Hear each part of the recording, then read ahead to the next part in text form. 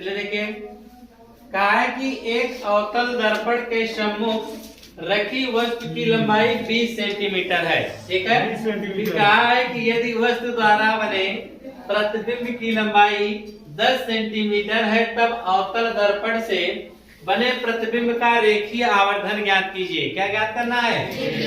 रेखीय आवर्धन ज्ञात करना है। ठीक है, तो आपको यह पता होना चाहिए कि दर्पण का रेखीय आवर्धन का सूत्र क्या होता है। तो आवर्धन का सूत्र होता है m बराबर I बटा O बराबर माइनस V बटा U। यही होता है फार्मूला ने। तो हम इन्हीं फार्मूलों की सहायता से इस दर्पण का रेखीय आवर्धन ज्ञात करेंगे। ठीक है, तो आइए जो चीजें दिया पहले उनको हम लिख लेते हैं। कहा है कि अवतल दर्पण के सम्मुख रखी वस्तु की लंबाई, वस्तु की लंबाई कितना है? 20 सेंटीमीटर। लिखेंगे वस्तु की लंबाई, वस्तु की लंबाई किससे व्यक्त करते हैं? वस्तु की लंबाई हम O से व्यक्त करते हैं। वस्तु की लंबाई किससे व्यक्त करते हैं? O से व्यक्त करते हैं। O कितना हो गया? 20 सेंटीमीटर। कितना हो गया? 20 सेंटीमीटर। वस्तु की जो लंबाई होगी वह कितनी होगी? 20 सेंटीमीटर। फिर कहा है यदि वस्तु द्वारा बने प्रतिबिंब की लंबाई, प्रतिबिंब यानी इमेज, यानी आई की लंबाई जो लिखा है प्रतिबिंब की लंबाई, प्रतिबिंब की लंबाई जिसको आप क्या बोलेंगे? इमेज आई का मान कितना है? 10 सेंटीमीटर। तो आपसे पूछा है तब अवतल दर्पण से बने प्रतिबिंब का रेखीय आवर्धन ज्ञात कीजिए। क्या ज्ञात करना है? रेखीय आवर्धन। तो हमको I और O पता है। क्या पता है? I और O। एक चीज यह बताइए, अवतल दर्पण में प्रतिबिंब एक कंडीशन से छोड़कर कि जब प्रतिबिंब आपका क्या कहते हैं फोकस और ध्रुव के बीच में होता है तब तो उसका प्रतिबिंब जो होता है दर्पण के पीछे बनता है। ये कंडीशन है ना। लेकिन इसमें देखिए क्या बोला है, तो लेकिन उसमें आभासी प्रतिबिंब बनता है। कैसा बनता है? लगभग सीधा होता है। लेकिन इसमें क्या है कि कहा अवतल दर्पण के सम्मुख रखी वस्तु की लंबाई 20 सेंटीमीटर है, तो उसमें जो प्रतिबिंब बनता है वस्तु से बड़ा बनता है। वस्तु कैसा बनता है? इसमें प्रतिबिंब कैसा बना है?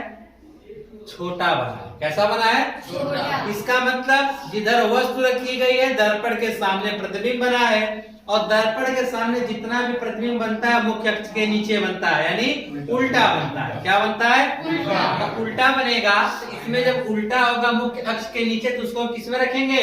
माइनस में। एक चीज का ध्यान रखेंगे, अवतल में दोनों कंडीशन होती है, वास्तविक और आभासी। आभासी में क्या होता है कि जो हमारा प्रतिबिंब बनता है वो वस्तु से बड़ा बनता है। क्या बनता है? लेकिन यहाँ पे तो छोटा बना है ना, इसका मतलब प्रतिबिंब कैसा है? वास्तविक है। जब वास्तविक होगा तो वह माइनस होगा। क्या होगा? माइनस। इस चीज का ध्यान रखेंगे, नहीं जल्दबाजी में आप m बराबर I बटा O रखकर तुरंत आप इसका दिखा देंगे कि आंसर आ गया, लेकिन वो गलत हो जाएगा। यहाँ पे ध्यान रखेंगे I इमेज हमेशा आपका क्या होगा? माइनस। क्यों? क्योंकि यह मुख्य अक्ष के नीचे बनेगा। मुख्य अक्ष के ऊपर वस्तु है तो इसलिए उसको प्लस में रखे हैं, मुख्य अक्ष के नीचे होगा तो ऋणात्मक होगा। ठीक है, तो आवर्धन m बराबर, आवर्धन m बराबर तो क्या होगा? I बटा O।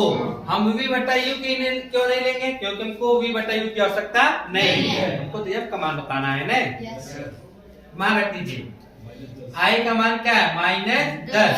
O का मान कितना है? 20। एक जीरो से एक जीरो कट गया, तो आप कर सकते हैं कि m बराबर जो आएगा -1 बटा 2।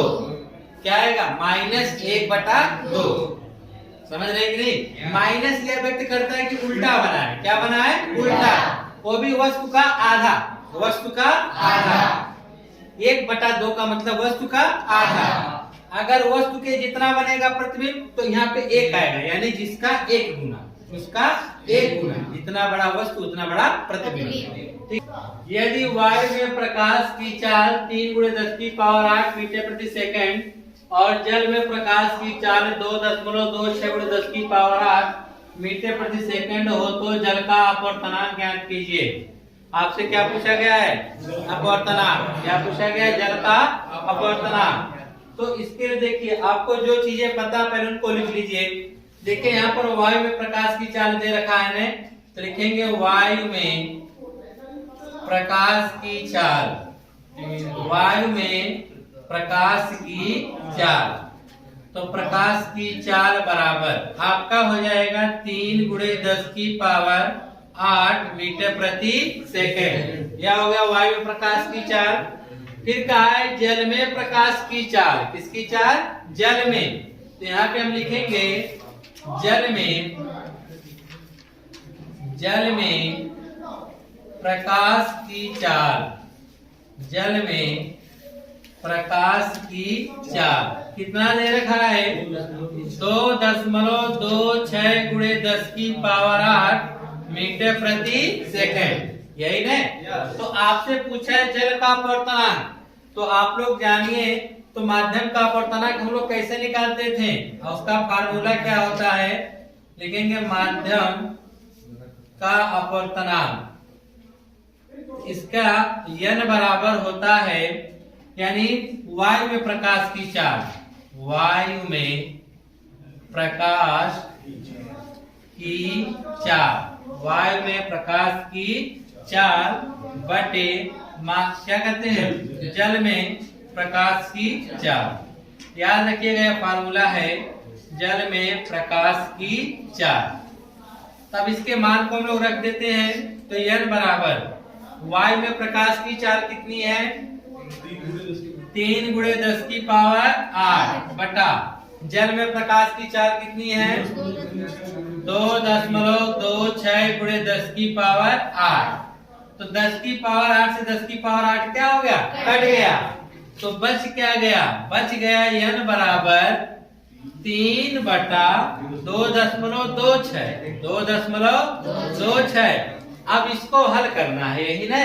तो नीचे 2 अंक पे दशमलव है, ऊपर 2 अंक पे आप 0 बढ़ा दीजिए, ऊपर 2 0 क्या करिए? बढ़ा दीजिए। तो 2 0 हमने बढ़ाया, नीचे का दशमलव खत्म।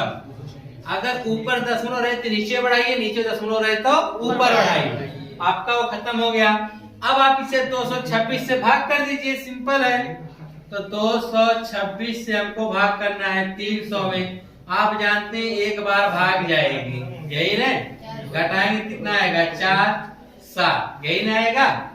दशमलव लगाइए, 0 बढ़ाइए। तो देखिए अगर आप 2 तिहाई 6, वैसे भी 22 का पढ़ा आपको आता है ना? 22 तिया 66, 22 चौक का 88, 4 में ज्यादा हो जाएगा, 3 बार लेके जाइए।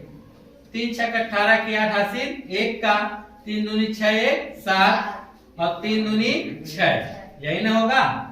यहाँ पे घटाएंगे 2 आ जाएगा, यहाँ घटाएंगे 13, 13 से 7 घटाएंगे तो 6, 0 का दशमलव का 0 बढ़ा दीजिए, वही लगभग आया। कितना? 22 तिया 66 करेंगे और 22 दूना 44, तो लगभग 66 के नजदीक है। किसके नजदीक है? 66 के। तो 1.33 करके छोड़ देंगे, क्योंकि 44 करेंगे तो ज्यादा दूरी हो जा रही है ना, गैपिंग। लेकिन इतना मान क्या है? 66 के नजदीक है ना, इसलिए हम इसको छोड़ देंगे 1.33। तो माध्यम का जो अपवर्तनांक होगा 1.33 होगा। कितना होगा? 1.33। सवाल क्या कहा है? कहा 20 सेंटीमीटर फोकस दूरी के लेंस की क्षमता ज्ञात कीजिए यदि लेंस पहली कंडीशन में उत्तल हो और दूसरी कंडीशन क्या कहा है? अवतल हो। तो यहाँ पर आपको दे दिया गया है लेंस की फोकस दूरी। तो आपको एक चीज पता होना चाहिए कि लेंस की क्षमता और फोकस दूरी में एक संबंध होता है। लेंस की क्षमता P बराबर 100/F। यह जो 100 होता है वह सेंटीमीटर में होता है। 100 किस में होता है? सेंटीमीटर में। यही आपका फार्मूला है और यही लेंस की क्षमता और फोकस दूरी में संबंध है। अगर आपका लेंस, याद रखिएगा, अगर आपका लेंस उत्तल होगा, लेंस कौन सा होगा? उत्तल, तब फोकस दूरी आप धनात्मक रखेंगे। अगर लेंस आपका अवतल है तो फोकस दूरी क्या होगी? ऋणात्मक। इस चीज का ध्यान रखेंगे आप लोग, ठीक है? तो आइए जो चीजें दिया है लगा लेते हैं, पहले उसको लिख लेते हैं। दिया है फोकस दूरी, कौन सा दिया है? फोकस दूरी। और एक कौन सा लेंस है? उत्तल। पहला वाला हम लोग लगा रहे हैं ना, तो पहला कौन सा है? उत्तल है। तो उत्तल लेंस की जो फोकस दूरी होगी वह धनात्मक होगी। क्या होगी? यानी 20 सेंटीमीटर। क्यों? क्योंकि वह धनात्मक है। क्या है? तो आपसे पूछा है लेंस की क्षमता। लेंस की क्षमता, तो लेंस की क्षमता P बराबर आपसे पूछा है, तो P बराबर क्या होगा? 100/F। आपको पता है 100 किसमें? सेंटीमीटर में, और F भी आपका सेंटीमीटर में है। तो 100/F का मान कितना है? 20। इसको काट दें कितनी बार में? 5। तो P बराबर आपका आ जाएगा 5। और लेंस की क्षमता का मात्रक होता है डायोप्टर। क्या होता है? डायोप्टर, जिसे आप D से व्यक्त करते हैं। Capital D। जब अगर उत्तल होगा तो उसकी क्षमता +5 डायोप्टर आएगी। और दूसरा यहीं पर कहा है कि अवतल हो। क्या कहा है? अवतल होने की कंडीशन रखा है। क्या हो? अवतल हो।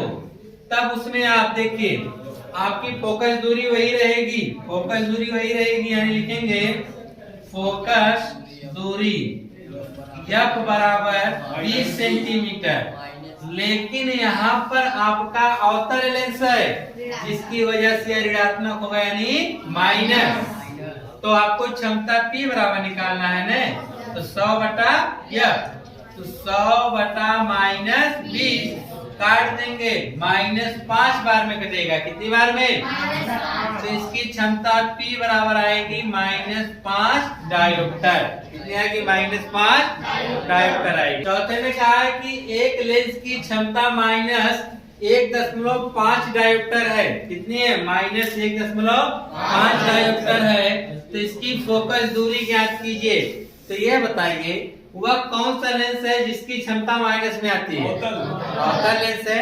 इसका मतलब यह अवतल लेंस की क्षमता दिया है। किसका दिया है? अवतल लेंस की क्षमता। तो लिखेंगे लेंस की क्षमता। लेंस की क्षमता P बराबर -1.5 डायोप्टर। तो इसकी फोकस दूरी पूछा है ना, तो लिखेंगे फोकस दूरी। क्या लिखेंगे? फोकस दूरी। F बराबर आपको क्या करना है? ज्ञात करना है। फार्मूला क्या होता है? P बराबर 100/F। यही ना? तो आप यहाँ पर लिखेंगे P का मान।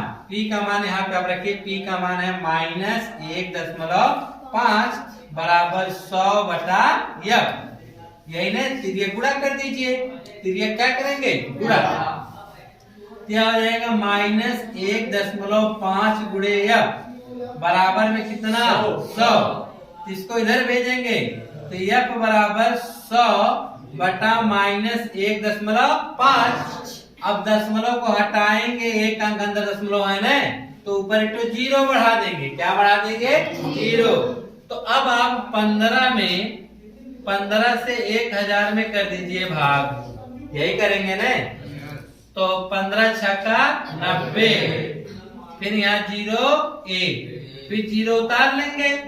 15 छक्का 90, फिर 10 बचा, 10 लगा 0, फिर 100 हो गया। 15 छक्का 90, फिर 10 आया, 10 लगा 0, 15 छक्का 90।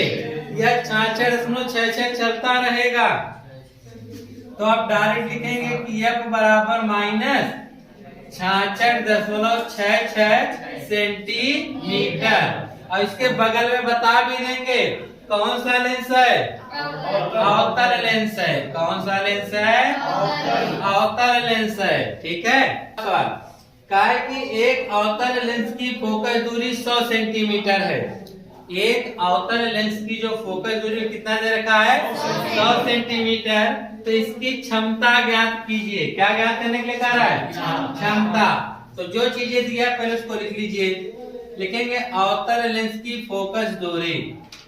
अवतल लेंस की फोकस दूरी। अवतल लेंस की फोकस दूरी। तो फोकस दूरी को किससे व्यक्त करते हैं? यह बराबर कितना है? 100 सेंटीमीटर। कितना है? 100 सेंटीमीटर। कौन सा लेंस है? अवतल। यहाँ पे क्या लग जाएगा? माइनस। तो आपसे पूछा है क्षमता ने। क्या पूछा है? क्षमता P बराबर 100/F। 100/- में 100। यही ना? F का मान रखेंगे माइनस में 100। तो P बराबर 100 का 100 सही -1 डायोप्टर -1 डायोप्टर। आइए इसी के बगल में छठा वाला क्वेश्चन देख लेते हैं। छठवें क्वेश्चन में कहा कि एक उत्तल लेंस की क्षमता 2 डायोप्टर है। लेंस की क्षमता दे रखा है, लेंस की क्षमता P बराबर कितना दे रखा है 2 डायोप्टर। कितना दे रखा है 2 डायोप्टर। तो इसकी फोकस दूरी पूछ रहा है। क्या पूछा है फोकस दूरी। F बराबर आपको बताना है P बराबर 100 बटा F। P का मान कितना रखेंगे 2 बराबर 100 बटा F। 2 एक कम 2, 2 से काटेंगे ही 50 डालना। F एक कम F बराबर 50। क्या होगा 50 सेंटीमीटर। तो इसको आप बता देंगे कि एक उत्तल लेंस की जो फोकस दूरी कितना होगा 50 सेंटीमीटर। ठीक है।